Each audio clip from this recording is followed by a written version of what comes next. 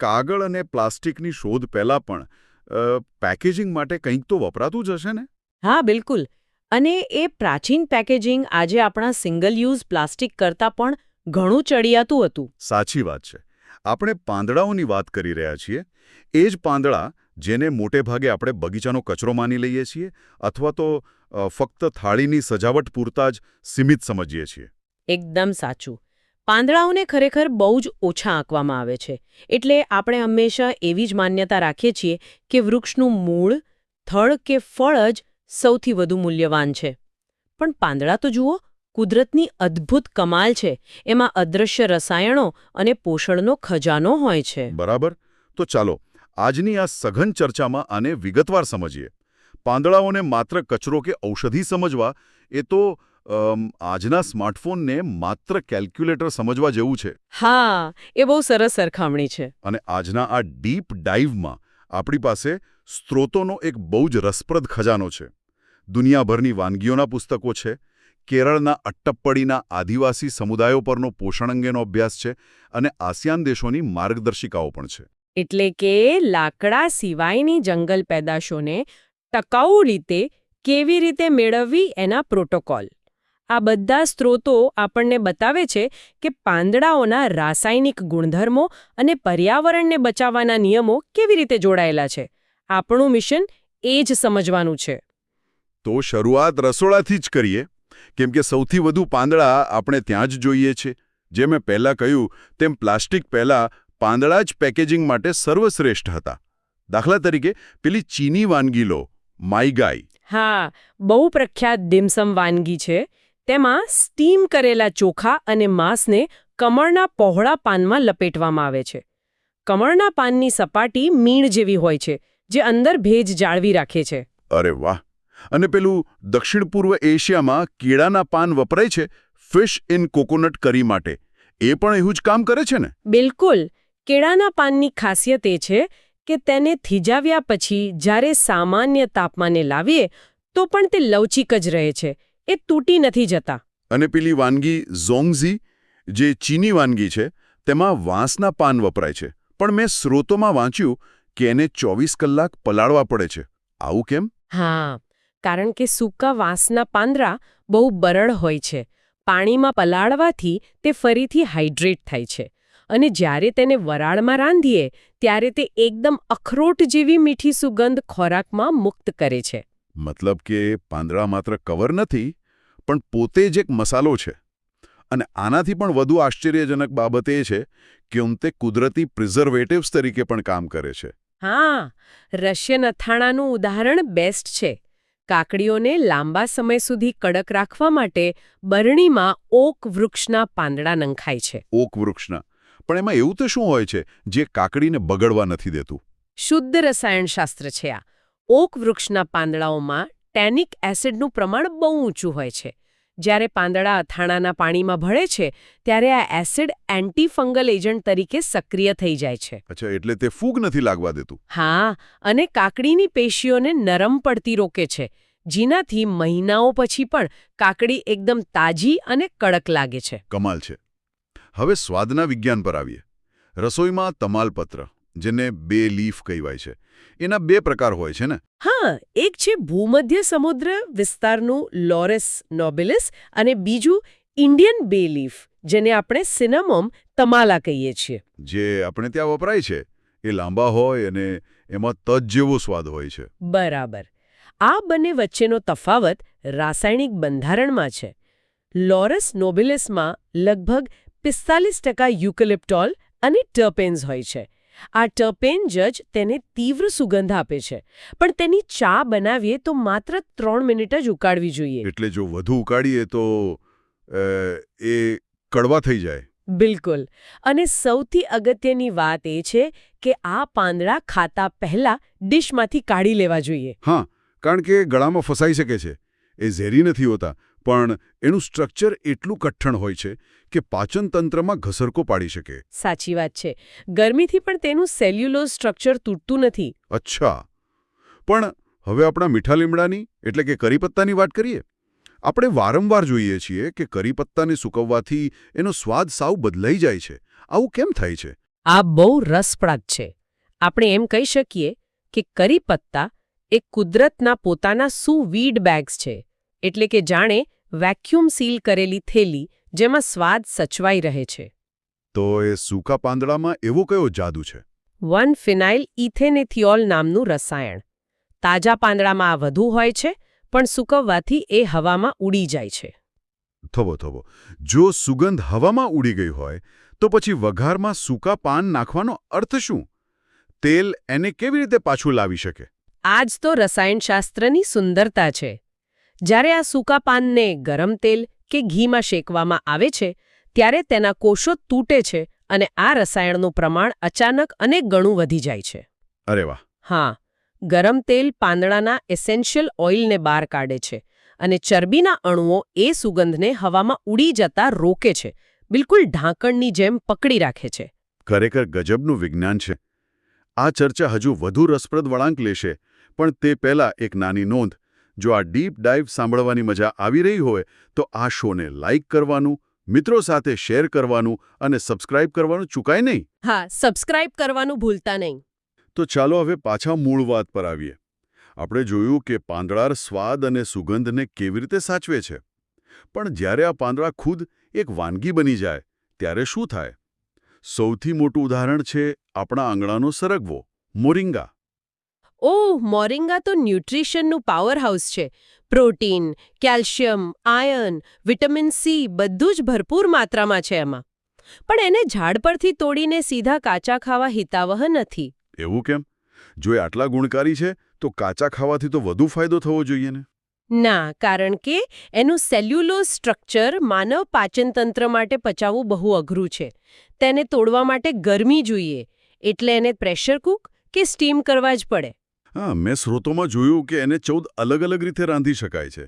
રોજિંદી દાળમાં, ક્લિયર સૂપમાં કે પછી થેપલામાં મેથીની જગ્યાએ. અને પેલી કેરેલાની થોંગિયાલ ચટણી વિશે પણ સ્રોતોમાં વાત છે, જેમાં પાંદડાને તેલમાં સાંતળીને નરમ કરી નાળિયેર અને મરચાં સાથે પીસવામાં આવે છે. તેલ અને ગરમીથી તે પચી શકે એવા બની જાય છે. બરાબર. અને પોષણની વાત કરીએ તો જંગલી વૃક્ષો પણ પાછળ નથી.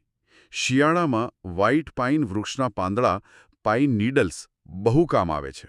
હા, એની ચાના માત્ર 1 કપમાં 250 મિલીગ્રામ જેટલું વિટામિન સી હોય છે, સંતરા કરતાં પણ વધુ. અરે બાપરે! અને પેલું સાસાફ્રાસ વૃક્ષના પાનનો પાવડર, જેને ફાઇલ કહે છે, એનો તો ગંબો નામની વાનગી ઘટ્ટ કરવા ઉપયોગ થાય છે ને? બિલકુલ. એમાં કોઈ સ્ટાર્ચ નથી હોતો, છતાં તેના રાસાયણિક ગુણધર્મો સૂપને જાડો બનાવે છે અને રૂટ બિયર જેવી સુગંધ પણ આપે છે. અહીંયા વાત ખૂબ જ રસપ્રદ બને છે. આપણે પાનખરમાં જે પાંદડા કચરામાં નાખીએ છીએ, શું તે ખરેખર મીઠાઈમાં ફેરવાઈ શકે? સ્રોતો કહે છે કે વિલો કે કોટનવુડ જેવા ઝેરી ન હોય તેવા પાંદડામાંથી કેન્ડી બનાવી શકાય છે. હા, અને એક આખી 5 દિવસની લાંબી પ્રક્રિયા છે અને બહુ વૈજ્ઞાનિક છે. 5 દિવસ? એમાં શું કરવાનું હોય? પહેલા દિવસે પાંદડાને મીઠાવાળા પાણીમાં ઉકાળવા પડે, જેથી કડવાશ દૂર થાય. પછીના 3 દિવસ તેને ખાંડની ચાસણીમાં ઉકાળીને પલાળી રાખવા પડે. એટલે પાંદડાની અંદર ખાંડ ભરાઈ જાય. અને છેલ્લે 5મા દિવસે ચાસણીમાંથી કાઢીને ઓવનમાં શેકવામાં આવે છે, એટલે એકદમ ક્રન્ચી કેન્ડી તૈયાર. વાહ! આપણે કુદરતને કેટલા મર્યાદિત દ્રષ્ટિકોણથી જોઈએ છે. હવે આંગણામાંથી જંગલ તરફ જઈએ. પશ્ચિમ ઘાટમાં કેરળના અટ્ટપ્પડી વિસ્તારમાં જે આદિવાસીઓ છે, કુરુમ્બા, ઇરુલા અને મુદુગા. હા, એમના પરંપરાગત આહાર પરના અભ્યાસમાં 4 જંગલી પાંદડાઓ વિશે બહુ જ ચોંકાવનારી માહિતી મળી છે. તેમાં એક છે લેપ્ટાડેનિયા રેટિક્યુલાટા, જેને તેઓ પાલાદાક કહે છે. બીજું છે ડિપ્લઝિયમ એસ્ક્યુલેન્ટમ, એટલે કે વેજીટેબલ ફર્ન. ત્રીજું છે પ્રેમનના કોરિમ્બોસા અને ચોથું કોક્સિનિયા ઇન્ડિકા, એટલે કે આપણે જેને ટિન્ડોરાની વેલ કહીએ છીએ. આના પોષણના આંકડા તો આશ્ચર્યજનક છે. લેપ્ટાડેનિયાના 100 ગ્રામમાં 4.2 ગ્રામ પ્રોટીન અને 6 મિલીગ્રામ આયરન છે, સામાન્ય પાલક કરતાં પણ વધુ. અને વેજીટેબલ ફર્નમાં લગભગ 98 મિલીગ્રામ ફોસ્ફરસ છે. આટલું પોષણ સામાન્ય ખેતરમાં ઉગાડેલી પાલકમાં ક્યારેય ન હોઈ શકે. સાચી વાત. પણ એક જંગલી પાંદડામાં આટલું બધું પોષણ કેવી રીતે? કારણ કે જંગલી છોડને ટકી રહેવા માટે કઠોર વાતાવરણ સામે લડવું પડે છે. આ સંઘર્ષના લીધે એમના મૂળ જમીનમાં વધુ ઊંડે જાય છે અને વધુ ખનિજ ખેંચે છે. અને આ પાંદડાઓમાં ઔષધીય ગુણો પણ છે ને, કેન્સર અને અલ્સર સામે લડવાના. પ્રેમના કોરિમ્બોસામાં તો ખાંડ જ નહિવત હોય છે. હા, એટલે જ તે ડાયાબિટીસના દર્દીઓ માટે શ્રેષ્ઠ છે. પણ મારો પ્રશ્ન એ છે કે જો આ જંગલી પાંદડા ખરેખર કુદરતની મલ્ટીવિટામિન ગોળીઓ સમાન છે, તો પછી તે સુપરમાર્કેટમાં કેમ નથી મળતા? વાસ્તવિકતા બહુ કડવી છે. આનું મુખ્ય કારણ જમીનનો વ્યવસાયિક ઉપયોગ અને આક્રમક કાપણી છે. બજારમાં માંગ વધે એટલે લોકો નફા માટે આંધળું દોહન કરે છે. અચ્છા. અને પેલું બકરીઓનું ચરાણ પણ મોટો પ્રોબ્લેમ છે ને? હા, ઇરોલા સમુદાય બકરીઓ પાળે છે. વ્યવસાયિક હેતુથી વધુ પડતા ચરાણથી આ નાજુક છોડ મૂળમાંથી જ નાશ પામે છે. આખી ઇકોસિસ્ટમ ખોરવાઈ રહી છે. આ પરિસ્થિતિ આપણને બહુ મહત્વપૂર્ણ મુદ્દા તરફ દોરી જાય છે. ટકાઉપણું એટલે કે સસ્ટેનેબિલિટી. તો આ બધાનો અર્થ શું છે? જો આ વ્યવસ્થા પડી ભાંગશે તો શું થશે? એટલે જ આસિયાન દેશોની માર્ગદર્શિકા બહુ કામની છે. નોન ટિમ્બર ફોરેસ્ટ પ્રોડક્ટ્સ એટલે કે લાકડા સિવાયની જંગલ પેદાશોને બચાવવા માટે આદિવાસીઓના થંબ રૂલ્સનો ઉપયોગ થઈ રહ્યો છે.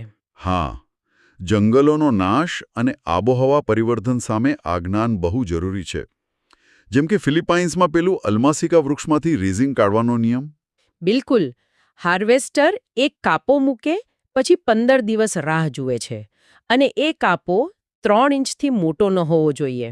અને કાપો હંમેશા ઊંધા ત્રિકોણ આકારનો જ હોવો જોઈએ. એવું કેમ? કારણ કે ઊંધો ત્રિકોણ ગરણી જેવું કામ કરે છે. રસ યોગ્ય દિશામાં વહે છે અને વૃક્ષ પર મોટો ઘા થતો નથી, જેથી ઇન્ફેક્શન લાગતું નથી. અદ્ભુત.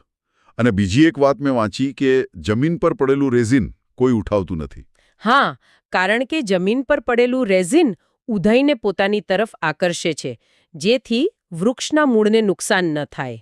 આ વૃક્ષને બચાવવાની કુદરતી લાંચ છે. આદિવાસીઓનું જ્ઞાન ખરેખર કમાલ છે. બીજું આવું જ એક ઉદાહરણ વાંસનું છે. ક્યારેય પૂરો સ્મૂથ કાપવામાં આવતો નથી, માત્ર ચોથો ભાગ જ કાપવો.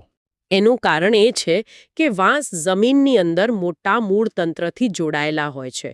બધા કાપી લઈએ તો મૂળને ખોરાક ન મળે અને આખું નેટવર્ક મરી જાય.